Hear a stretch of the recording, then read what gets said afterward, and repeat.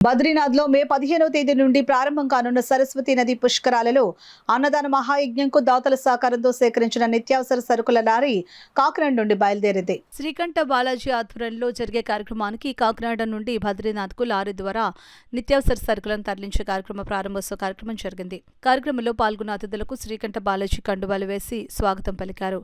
శ్రీకంఠ బాలాజీ అధ్యక్షతన జరిగిన కార్యక్రమంలో తొలుత పూజా కార్యక్రమాన్ని నిర్వహించారు.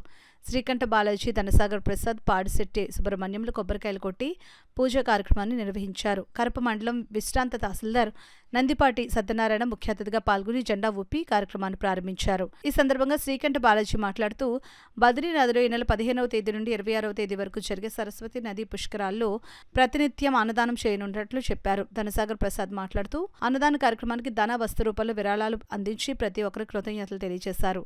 ఈ కార్యక్రమంలో rotary club president Srikanth Sistla, నేతి నాగేశ్వరరావు, చోడిశెట్టి పద్మరాజు, వివి వర్మ, చిట్టూరు వరప్రసాద్, పొన్నగంటి సత్యనారాయణ, తమరుబై ఏడుకొండలు, పబ్బినేడు శ్రీనివాస్, జంపన సుబ్రహ్మణ్యం రాజు, నటరాజ్ తదితరులు పాల్గొన్నారు. అలాగే 2024లోనే నర్మదా పుష్కరాలకు కూడా ఇక్కడి నుంచి పంపించడం జరిగింది. ఈ సంవత్సరం 25, 26 పుష్కరాలకు గాను కాకినాడలో ఉన్నటువంటి మా రోటరీ మిత్రులు, అలాగే నాకు తెలుసున్నటువంటి అందరు ఫ్రెండ్స్ని కూడా కవర్ చేస్తూ ఈ సంవత్సరం ఇంచుమించు 6 టన్నులు, అంటే ఈ 12 రోజులు పుస్తకాలకి రోజుకి 1500 మందికి సరిపడా అక్కడ భోజనం సమకూర్చడానికి మన కాకినాడ నుంచి వెళ్ళేటువంటి ఈ సరుకునంతా కూడా గురూజీ గారు ఆ ఆశ్రమం ద్వారా అక్కడ ఒక అద్దె తీసుకుని 5 లక్షల రూపాయలు ఇంచుమించుగా అక్కడ వ్యయంతో అద్దె తీసుకుని అక్కడ ప్రతిరోజు కూడా ఉదయం టిఫిను, మధ్యాహ్నం భోజనము, రాత్రి టిఫిను, అలాగే ఈ 12 రోజులు కూడా చేయడం జరుగుతుంది. గత 2 సంవత్సరాలు కూడా మేమే అక్కడ ప్రతి పుస్తకాలకి వెళ్ళి 2-3 రోజులు ఉండి అక్కడ మానిటరింగ్ చేసాం. కాబట్టి ఇది ఈయన కరెక్ట్గా చేస్తున్నారని చెప్పేసి ఈ కంటిన్యూ చేయవలసి వస్తుంది. పరమేశ్వరుడు అనుగ్రహం వల్ల మన కాకినాడకి ఇటువంటి అవకాశం రావడం మనకు చాలా సంతోషదాయకం.